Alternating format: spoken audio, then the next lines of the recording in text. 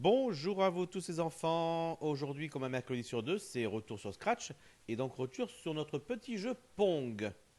Alors, vous aviez à réfléchir pour aujourd'hui à comment faire pour que la balle puisse rebondir, non pas sur les bords, mais sur les raquettes. Parce que pour l'instant, on a appris à faire bouger on a réussi à faire bouger les raquettes, aussi bien celle du joueur grâce à la souris, mais également la raquette de l'ordinateur qui bouge toute seule en fonction euh, de quoi déjà En fonction du mouvement de la balle, simplement. D'accord.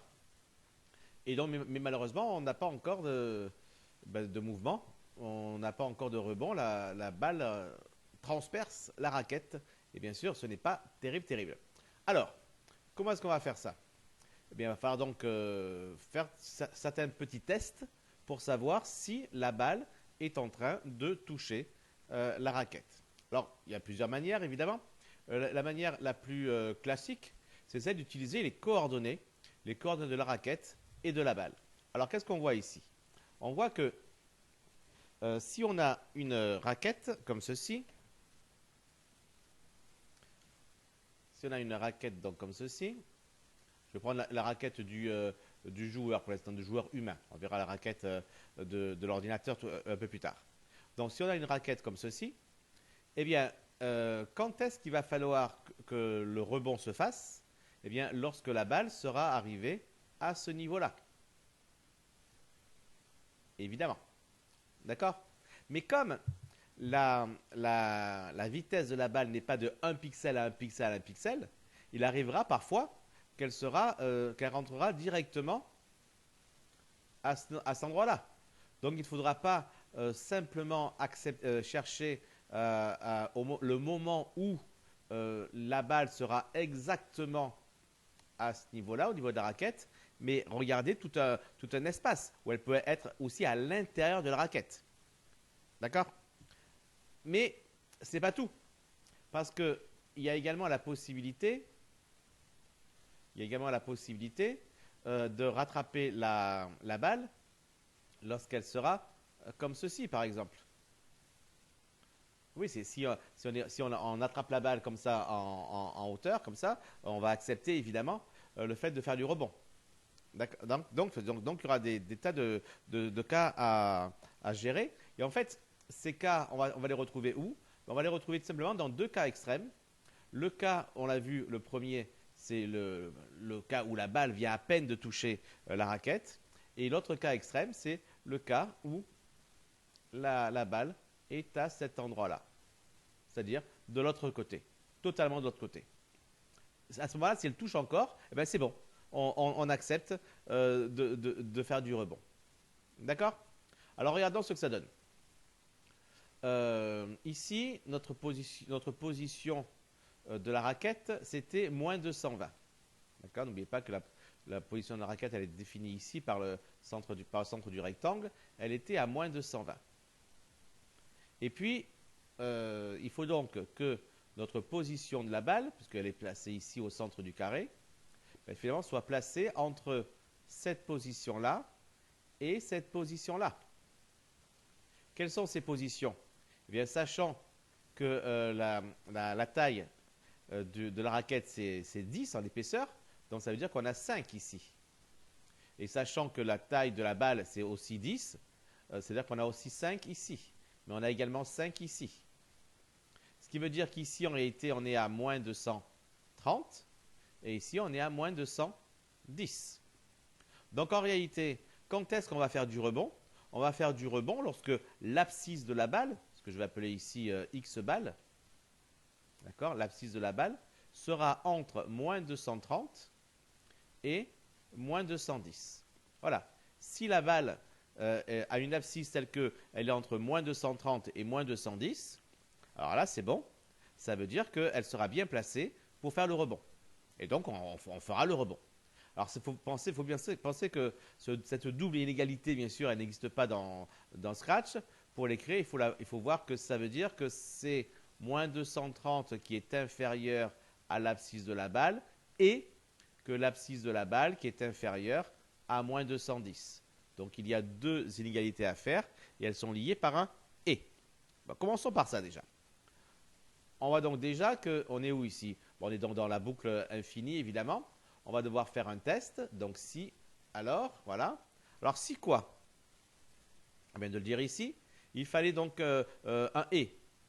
C'était la première inégalité et la deuxième. Maintenant, j'ai déjà commencé à écrire le et. Le et, c'est dans opérateur. Le et, il est là. Très bien. Alors, qu'est-ce que je mets dans la première partie? Je dois mettre moins 230 inférieur à l'abscisse de la balle. Alors, donc, je dois prendre inférieur, moins 230, inférieur à l'abscisse de la balle. Où est-ce que je la trouve, l'abscisse de la balle? Je la trouve dans mouvement abscisse X. Parce que je suis dans le programme de balle. Donc, abscisse X, c'est l'abscisse de la balle. D'accord? Donc, moins 230 inférieur à abscisse X. Et quoi? Et abscisse de la balle inférieure à moins 210. Donc, il me faut encore un inférieur, que je trouve toujours dans l'opérateur. Il me faut encore un abscisse X.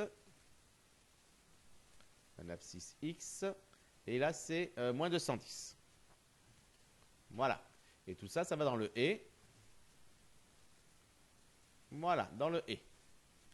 Voilà donc, finalement, mon test. Ça veut dire que mon abscisse est bien entre moins 230 et moins 210. Et qu'est-ce que je dois faire à ce moment-là? Ben, je dois faire un rebond. Le même rebond que je fais lorsqu'il tape contre le mur à droite et à gauche. Donc, c'est-à-dire le même rebond que j'ai programmé ici. C'est-à-dire mettre direction X à moins 1 fois direction X. C'est-à-dire changer le signe de direction X. Donc, c'est la même chose. Je fais un petit dupliqué. Comme ça, lui, je le remets. Et je remets celui-là ici. Et on va tester. Alors, je relance le programme. Et je vais essayer de récupérer la balle ce coup-ci. Là, ça transperce, c'est la masse que je n'ai fait que la partie joueur. Alors attention, faut pas que je le rate. Et hop là, rebond. Voilà, super. Donc on a gagné le premier rebond, ça marche.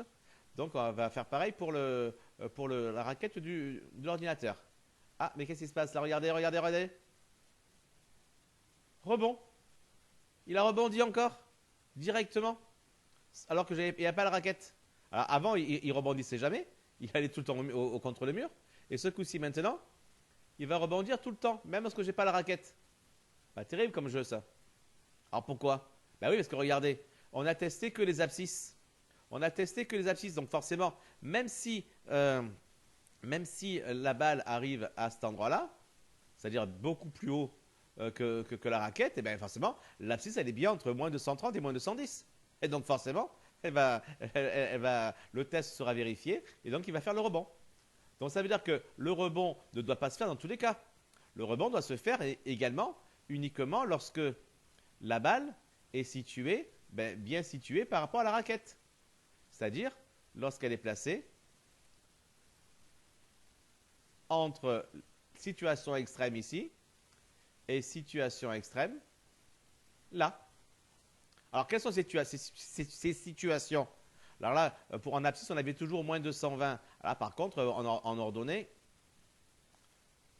on n'a pas toujours moins 220. Ça, c'est Y1, je vais appeler Y1 pour ordonner de la raquette 1. D'accord? D'accord? Et il faut donc que notre ordonnée à nous, l'ordonnée de la balle, elle soit donc située entre ces deux valeurs-là. Quelles sont ces valeurs-là? Eh bien, ici, j'ai combien? J'ai 35, parce que j'avais pris 70 comme taille de raquette, et c'est la moitié. Et ici, j'ai 5. De même pour en bas, hein, donc ce qui fait un total de 40. Hein, ce qui fait un total de 40 ici. De même, vers le bas, j'ai 35 ici, j'ai 5 là, ce qui me fait un total de 40. Donc je suis à combien en haut? En haut, je suis à Y1 plus 40. Et ici, je suis à Y1 moins 40. Il faut donc que mon abscisse de balle soit là-dedans. Il me faut donc que mon Y balle soit entre Y1 moins 40 et Y1 plus 40. Ce qui veut dire là encore deux tests, avec deux conditions avec un et. Il faut que Y1 moins 40 soit inférieur à Y de balle et que Y de balle soit inférieur à Y1 plus 40. D'accord? On va écrire ça, évidemment. Donc il nous faut un et, parce que il faut les deux choses. Alors le et c'est dans opérateur. Alors il nous faut donc et quoi? Première partie, y1 moins 40 inférieur à y bal. Donc déjà il nous faut un inférieur. Inférieur qu'on va trouver donc dans opérateur, c'est pas un problème. Alors il en faudra un deuxième pour ici, pour le deuxième après le et. Alors il nous faut quoi? C'est déjà qu'on dit ça un peu, ça peut-être vous verrez mieux. Pas trop parce que il faut que ça reste visible, qu'il reste des choses. Voilà. Là, vous verriez peut-être un peu mieux les choses. Au cas où vous ne les aurez pas bien vus depuis le début de la vidéo, maintenant vous les voyez bien, vous pouvez revenir mieux comprendre ce qui a été fait. Alors, du coup, on a donc ceci. Donc, on met quoi du coup? On met dans la première partie y1 moins 40. Comment est-ce qu'on écrit y1 moins 40? Bon, déjà, il faut écrire une soustraction. Donc, j'écris un moins et je mets moins 40. Et y1, c'est quoi y1? Y1, c'est l'abscisse du joueur, c'est l'ordonnée du joueur 1. Ça, je retrouve dans le capteur, ça. C'est ici. Là, il y a marqué abscisse X de balle. Moi, ce qui m'intéresse, c'est ordonnée Y de joueur 1. Et donc, je vais tester avec ordonnée Y de joueur 1, moins 40. Et ça, il faut que ce soit inférieur à combien? On a dit à Y balle. Y balle, je le trouve dans le mouvement, c'est ordonnée Y. Voilà. Ça, j'ai écrit ici que ordonnée Y de 1, c'est-à-dire Y, ce que j'appuie sur le dessin Y1, moins 40, est inférieur à ordonnée de Y. Ordonnée Y, c'est-à-dire Y balle. Mais il faut également l'autre partie, c'est-à-dire Y balle inférieur à Y1 plus 40. Là, il va donc falloir le inférieur, j'ai déjà. Il va me falloir une addition plus 40. Et là, ce sera toujours pareil. Y de joueur 1 que je trouve dans le capteur. Il est toujours là. Y de joueur 1. Voilà. Il est un peu parti là. Il faut le replacer. Donc, voilà. Et il faut donc que ordonnée Y soit plus petite que cette somme. Voilà. Et il me faut bien sûr les deux conditions en même temps. Il faut que j'ai et ça et ça. D'accord? Ça, c'est la condition qui exprime le fait que la balle est à la bonne hauteur. Mais qu'est-ce qu'il me faut en réalité? Il faut que la balle, elle soit au bon abscisse et aux bonnes ordonnées. Et donc forcément, il y a encore un et à mettre. Ce qui veut dire qu'ici, il va falloir mettre un opérateur et entre quoi? Du coup, il va falloir que je réduise le zoom. Entre le et que j'avais mis pour les abscisses et le et que j'ai mis pour les ordonnées. Et c'est tout ce gros test-là que je dois mettre pour faire le rebond. D'accord? Je teste aussi bien les abscisses et les ordonnées. Et là, regardez, si je lance ce programme, alors là, on va faire quoi? On va d'abord essayer de faire rebondir sur la raquette. Sur la raquette, ça rebondit. Et maintenant, si je rate la balle, elle devrait aller jusqu'au mur et rebondir à partir du mur. On va voir ça. On teste, on teste, on teste.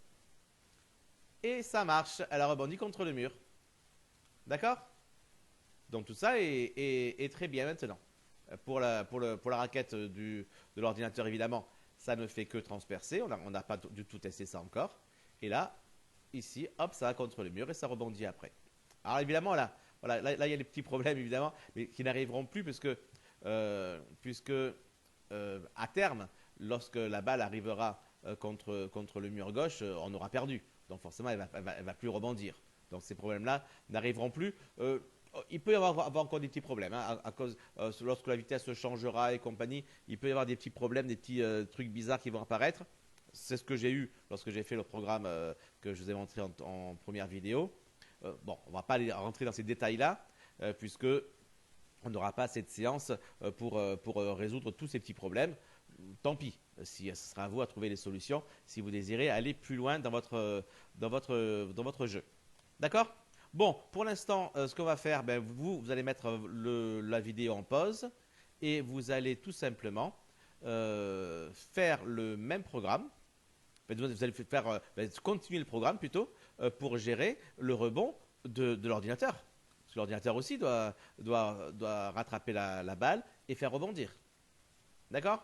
Donc il va falloir, à votre tour maintenant, faire un test pour arriver à tout ça.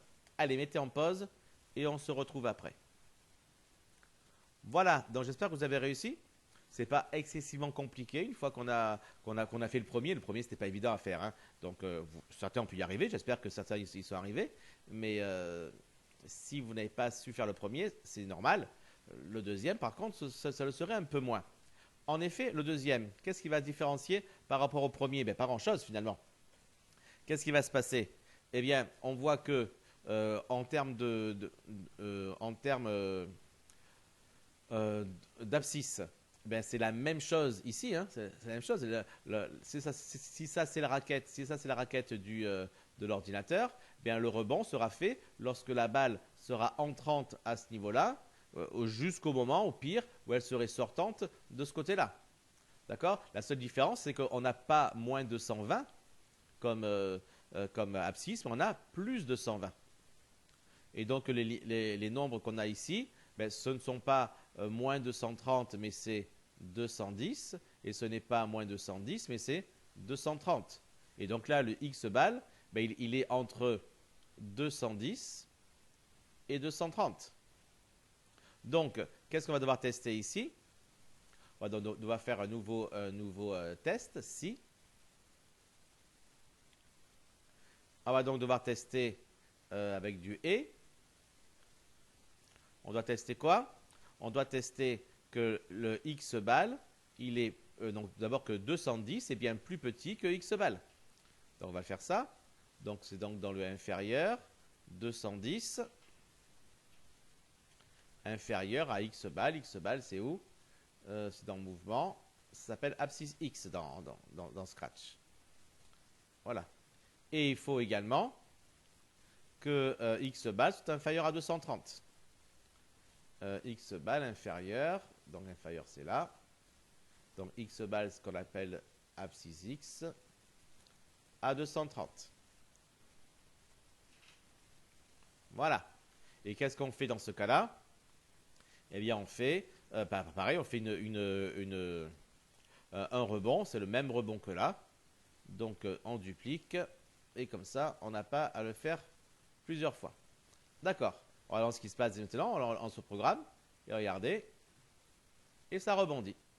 Bien sûr, on va avoir le même problème lorsque la balle arriverait, lorsque la raquette raterait la balle, ce qui, avouons-le, arrivera peu ou pas ici, parce que là, l'ordinateur est beaucoup trop intelligent.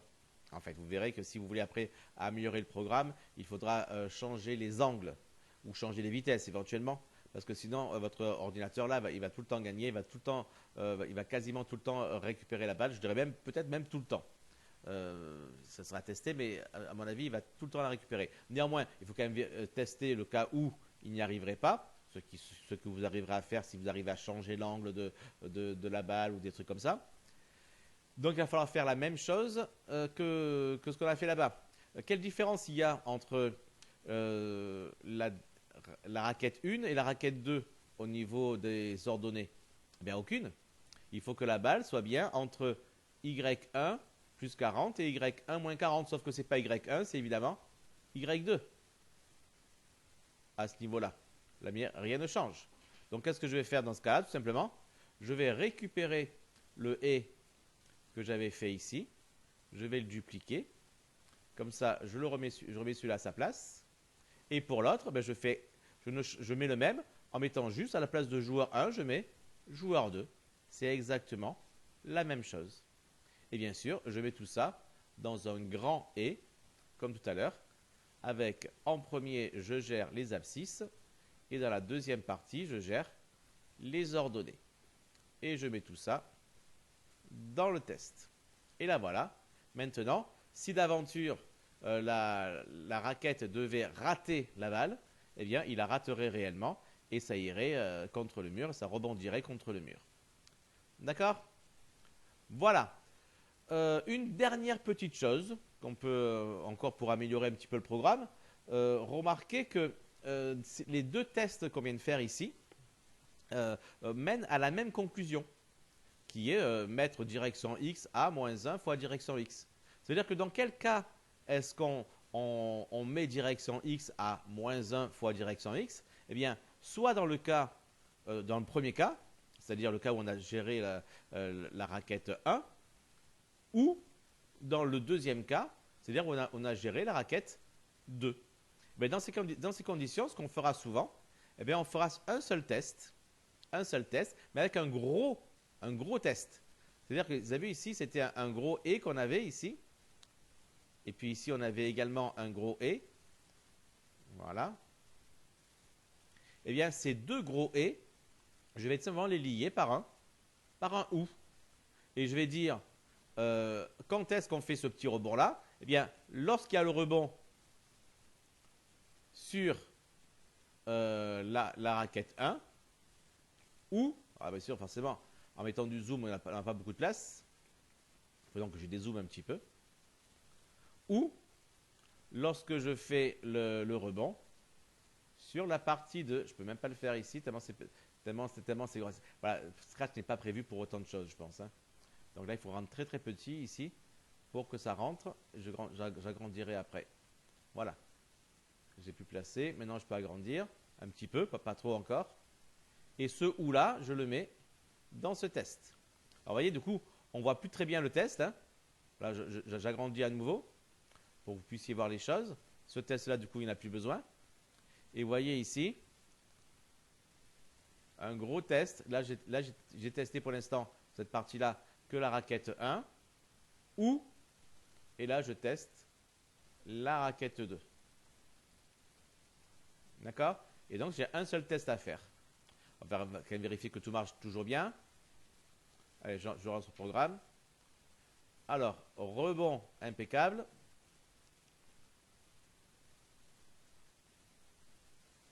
Et là, rebond impeccable.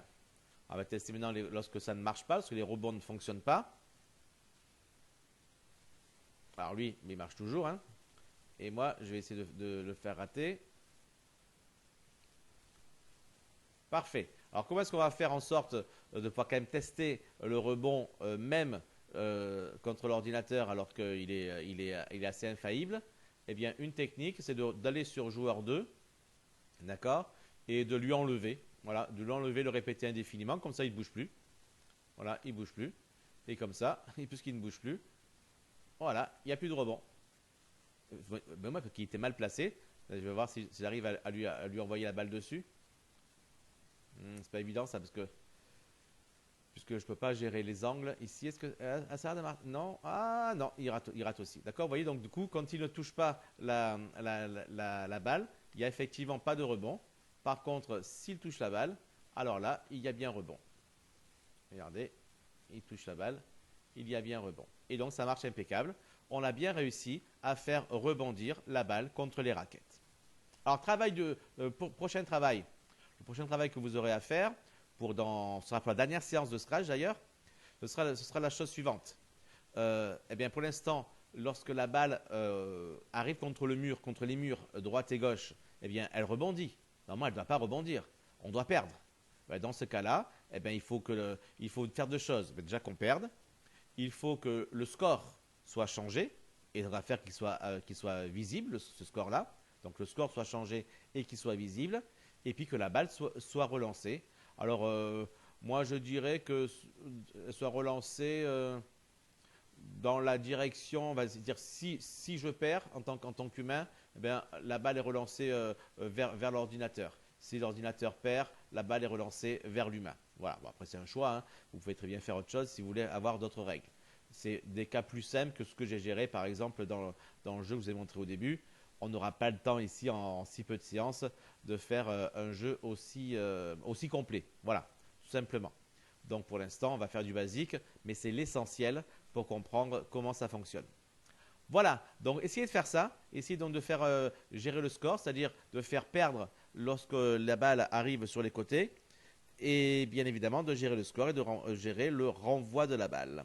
Voilà, après vous pouvez également gérer également la fin de partie, etc. On n'ira pas aussi loin, parce qu'on n'aura pas le temps, pas cette séance pour aller jusqu'à ce bout-là. Voilà les enfants, déjà faites celui-ci déjà, au cas où vous n'aurez pas tout fait exactement pendant la vidéo. Il est temps de le faire, de voir comment ça fonctionne, et à partir du programme qu'on a donc terminé aujourd'hui, de faire celui dont dont je vous ai parlé pour la prochaine fois. Allez les enfants, bonne journée à tous. Travaillez bien, passez de bonnes journées également à vous reposer, à vous cultiver, à vous amuser. Et on se retrouve très très vite pour une prochaine vidéo. Bye bye.